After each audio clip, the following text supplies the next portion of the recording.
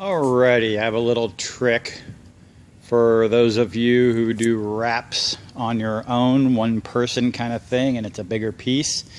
This is a clever little way I developed to handle it on your own.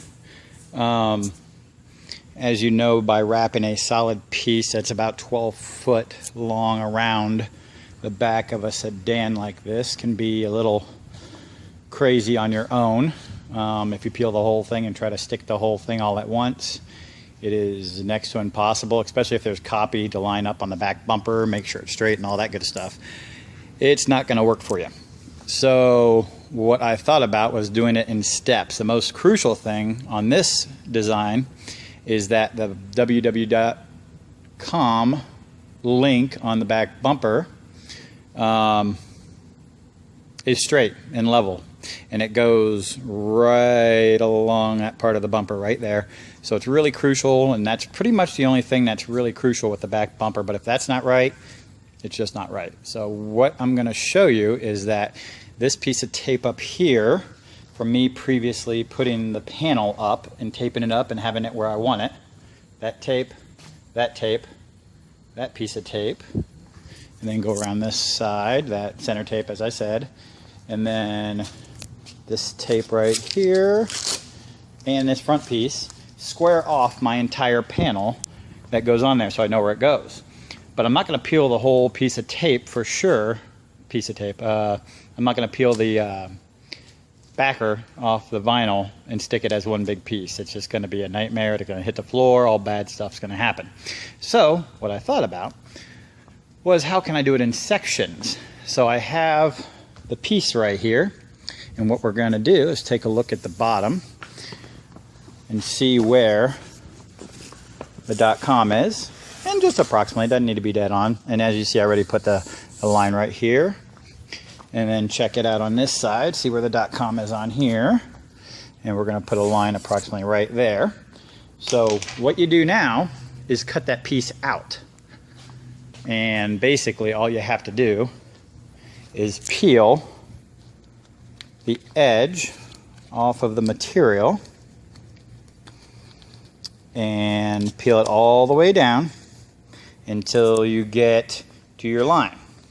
And don't peel this piece off, but peel just about an inch so it gives it enough room free that you can use your knife and cut just the backer off of that section. Okay, now that I have the middle piece that I want cut out from my line so it registers up, we are ready to grab the entire piece. And like I said, this middle piece that I cut out of here is approximately 4 feet wide, so it's still a little bit to handle, except your two ends are still covered with your backing paper, so you don't have to be afraid of that like touching the ground or getting wrinkled, crinkled, whatever. So this is ready to be walked over to the vehicle's bumper, and the only thing that matters upon this initial sticking of the back bumper is this top piece of tape right here. And actually this line of the license plate frame area is the guiding line of the top of my vinyl, so I know that's level, and that's what I'm gonna shoot for lining up, and we'll be back in a minute. Okay, we're back. Since I don't have like a GoPro strapped to my head, I gotta put the camera down every once in a while to be able to move stuff and make stuff happen. Also, what I did to make it easier to transfer over here, I actually taped up the excess roll so it's not flailing all over the place. You know, just put a piece of tape in there and rolled it up. And same thing as this side. But as you can see, I lined up the top of the vinyl so that my .com there is lined up and straight. And actually, don't forget to mark the center of your piece of vinyl, of the print, with the center of the car, so with a grease pencil or something like that, that'll wipe off. So that's about it.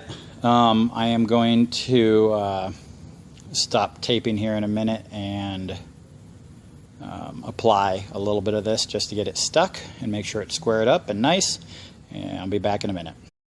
Okay, we're back. Now that I had it in place where I wanted it, I went ahead and tacked it down a little bit up here, even though the vinyl's not going there. It's going to be cut by the deck lid right there. It just holds it square in place and, where you want it. So basically I just came in here and of course started, just basic vinyl stuff. Started in the center and worked my way out kind of thing. This is already laid down.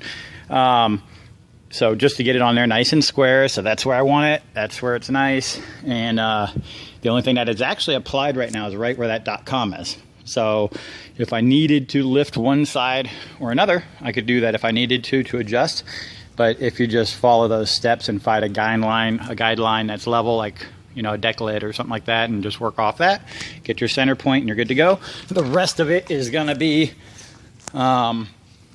just basically taking the tape off of here and pulling the rest of it, peel off the backing paper and stretch it around the side. And then once you get around to the side, lining up the vinyl with your tape marks where you want it to go, so you know it's right. Also, one little thing that doesn't have anything to do with this, a lot of us wrap people use knee pads and stuff like that for for our knees because we're down on the ground all the time. But that can get old and painful and bulky and all that good stuff. I picked up this little thing, which is like a memory foam, a little sturdier and heavier duty than a memory foam, like for your bed or something. But it's really nice. I got it at Lowe's, and I think it's made by DeWalt. But it's a little just knee pad thing that you can put down, and it is a lightweight, and it's a lifesaver. And it works fantastic. I will update the video once I have the entire bumper completed. Okay, here we are with the finished product of the back bumper. As you can see, everything lined up really well. Our .com on the back website is nice and squared and centered. All done by one guy, which is usually very tricky for pretty much 12 foot of vinyl. But yeah, that's just my way of doing front and rear bumpers of cars, or any other sections actually, anything long and hard to handle kind of thing. So that's how I do it. Thanks for watching. We'll have more tutorials on how to do vinyl graphics, installations, and design work. Later.